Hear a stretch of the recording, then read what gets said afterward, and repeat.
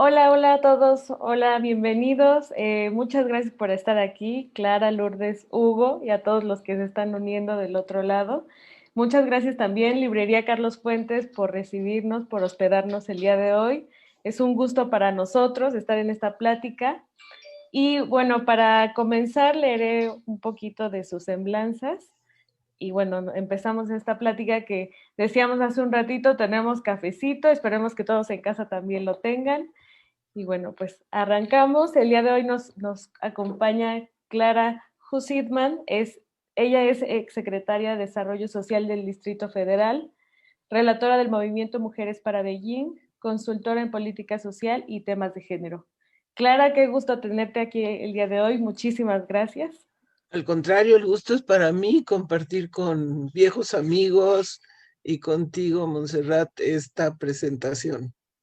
Muchas gracias. Bueno, yo preparé un comentario de presentación del libro, que me parece un libro interesantísimo, pues da una cuenta puntual de dos procesos de terapia grupal, utilizando la terapia Gestalt en mujeres víctimas de la violencia doméstica en Ciudad Juárez, y que es una violencia fundamentalmente ejercida por sus parejas. Para una persona que no tiene formación en terapia psicológica, resulta muy aleccionadora, tanto para entender cómo se va construyendo socialmente e introyectando personalmente una situación de violencia extrema contra las mujeres, como para recuperar una cierta esperanza de que algo se puede hacer para ayudar a las mujeres a procesar su condición de víctimas de la violencia doméstica.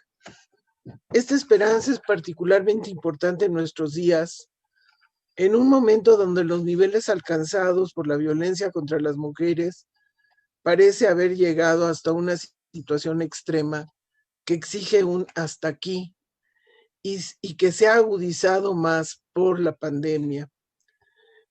Uno de estos momentos históricos en que se toca fondo, que se dice ya nunca más, en donde se espera un gran cambio de la situación a partir del empoderamiento de los movimientos de las propias mujeres. Al leer el texto, los testimonios de las experiencias de violencia y abuso sexual vividas por las mujeres, comprende uno por qué la cuarta ola del feminismo o el llamado feminismo radical asume formas culturales de expresión de su hartazgo que chocan con lo que sería políticamente correcto y acuden a la destrucción y pinta de instalaciones, de instituciones, de monumentos e incluso al enfrentamiento violento con las policías, como lo hemos observado en la Ciudad de México en estos días. El texto narra de manera muy vívida algunos de los momentos más fuertes e importantes de los procesos de terapia resolutiva, como lo llaman los autores y las autoras, especialmente aquellos en los que a partir de la exposición de los traumas vividos por algunas de las participantes, se genera una experiencia grupal que contribuye a la sanación entre los participantes. Asimismo, a lo largo del texto y de manera cuidadosa, se va indicando las referencias teóricas, las metodologías aplicadas y las prácticas de las terapeutas en los procesos, es decir, los recursos que a partir de su formación las terapeutas que participan en los dos grupos van utilizando. Yo considero que el libro hace contribuciones importantes en varios aspectos y citaría algunos.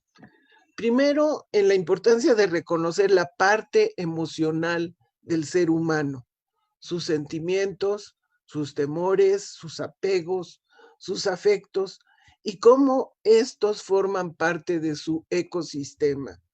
Se trata de entender de manera holística al ser humano, como lo hacen, por ejemplo, las medicinas tradicionales. Cuerpo y alma son una sola entidad y son dañados simultáneamente frente a eventos inesperados o eventos que son de construcción lenta.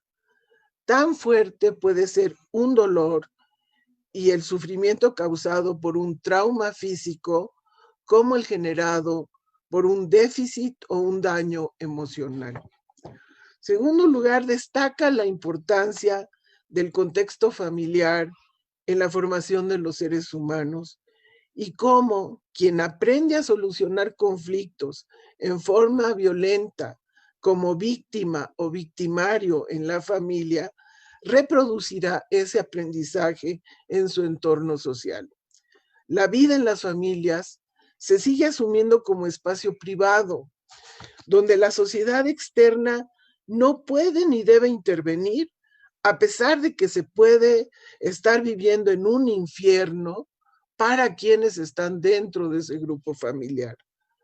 La pregunta que surge en un contexto de normalización de la violencia como el que vivimos actualmente en México es que si no se interviene en lo que ocurre al interior de las familias, ¿cómo podemos esperar que mejoren las relaciones en la escuela, en el trabajo, en la comunidad, en los medios de transporte o las relaciones con las autoridades, con los maestros o incluso cómo vamos a poder aminorar la violencia criminal?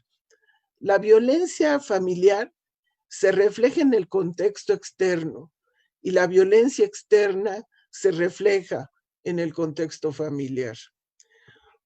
Un tercer aporte es reconocer que reconocer las relaciones de violencia como expresión de relaciones de poder, de la opresión del patriarcado. Al ir leyendo las agresiones y violaciones experimentadas por las mujeres participantes, queda muy claro lo que significa ser construidas en una relación de subordinación, de sometimiento a la voluntad de otros, sin poder alguno, en donde se culpan a sí mismas por todo lo que les ocurre y cómo el entorno social apoya y aprueba esa condición de sometimiento de las mujeres. Nadie las escucha, nadie les cree, nadie las defiende y ellas son culpables de lo que les pasa. Los traumas que experimentan desde pequeñas, cuando carecen de herramientas para defenderse, las marca de por vida y las lleva a entablar relaciones que perpetúan la subordinación y la aceptación de la violencia. Un cuarto aspecto que marca el texto es que somos una sociedad movida por la búsqueda de poder económico, social, político, cultural o psicológico, que permite a unos pocos gozar de situaciones de privilegio personal y ejercer el control sobre la vida y la libertad de otras personas. El sometimiento del otro se realiza mediante miradas, amenazas, golpes, aislamiento, silencios, abusos y castigos. Muchas veces bajo la justificación de que se les está educando, se les están poniendo límites, estamos realmente enseñándolos a vivir en sociedad. Nos hemos ido transformando en una sociedad basada en el sometimiento, el maltrato, la desconsideración e incluso del valor sagrado de las vidas y de la integridad de otras personas. El nivel de homicidios en este país es una muestra clarísima de que podemos quitarle la vida a una persona sin el menor remordimiento.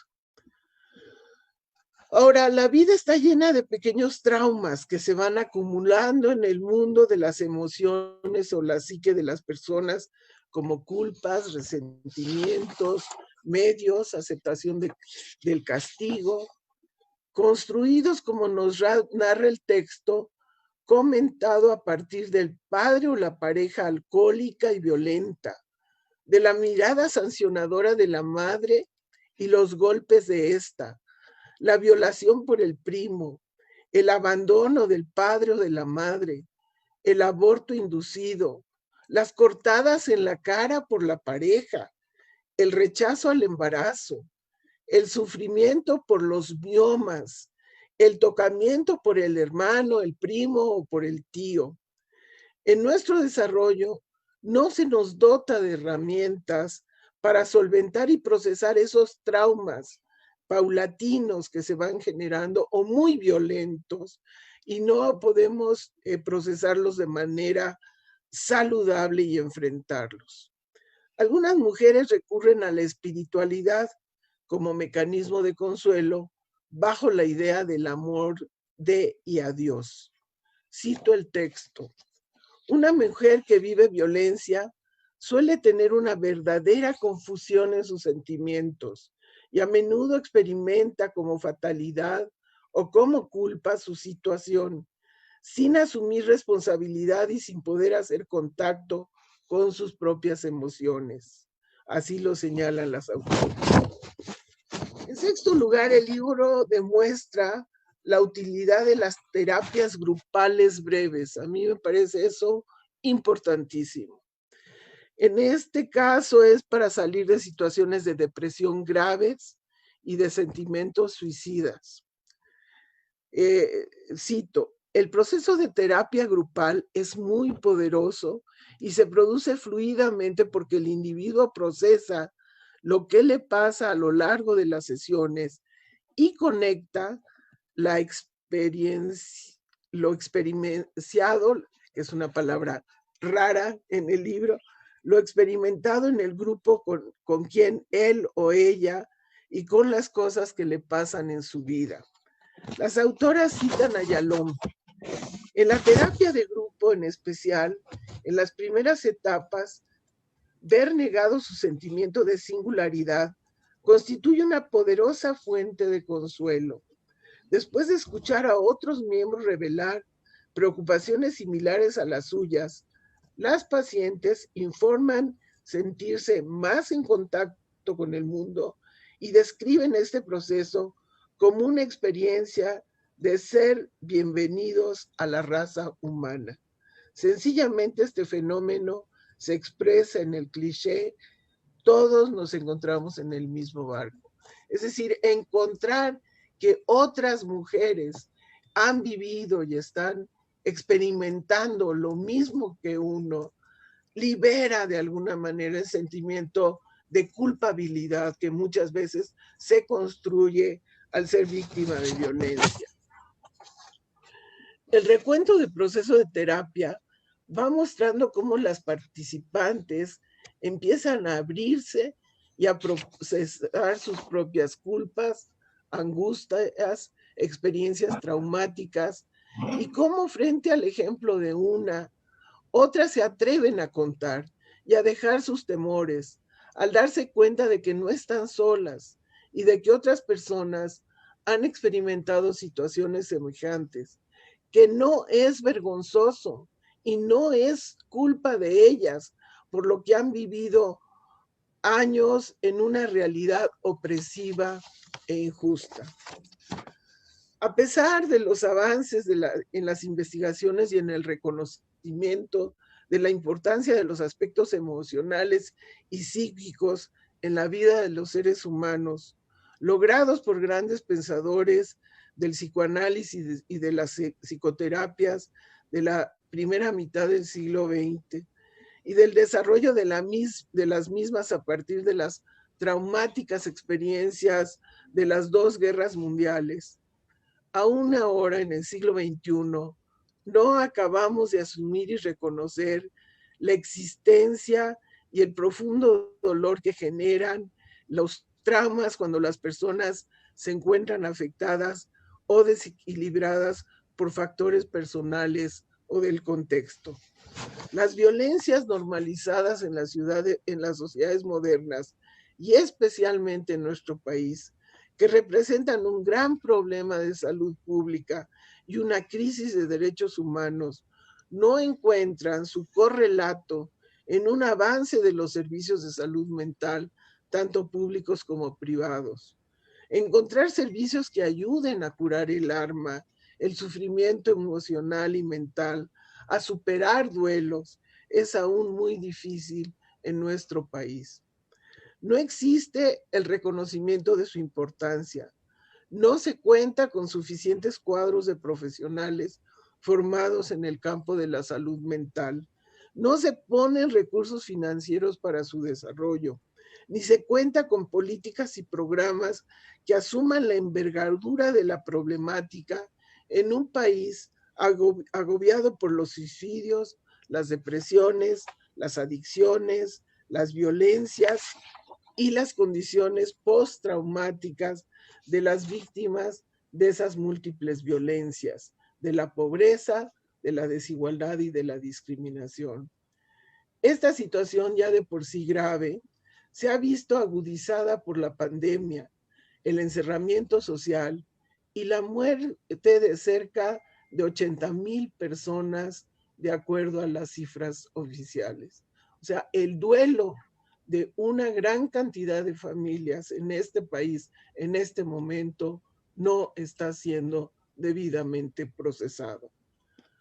¿Cómo sanar a una sociedad tan enferma como la mexicana, que construye seres profundamente lastimados en los entornos familiares, donde se produce la violencia de los hombres contra las mujeres, de las mujeres contra los hijos y de los hijos contra las madres, donde la tasa de homicidios y de feminicidios son cada vez más elevadas y el crimen organizado se disputa territorios con armas y tecnologías de alto poder, a la vez que observamos una destrucción acelerada de capacidades institucionales, tanto públicas como privadas.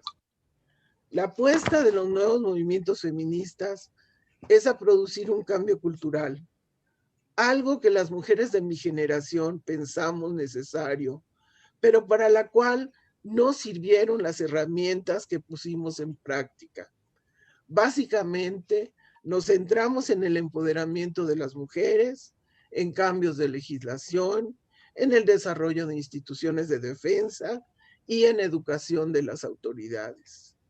Si alguien aún tiene dudas sobre el mundo de opresión machista en que viven las mujeres, con la lectura de este texto podrá percatarse de lo equivocado que está.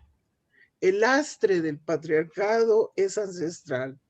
Realmente se requerirá una profunda revolución cultural que modifique las relaciones de poder que prevalecen en los modos capitalistas de producción y consumo.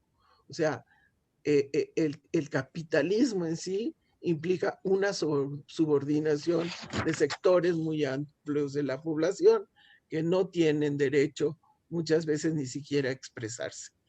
Ese sería mi comentario inicial.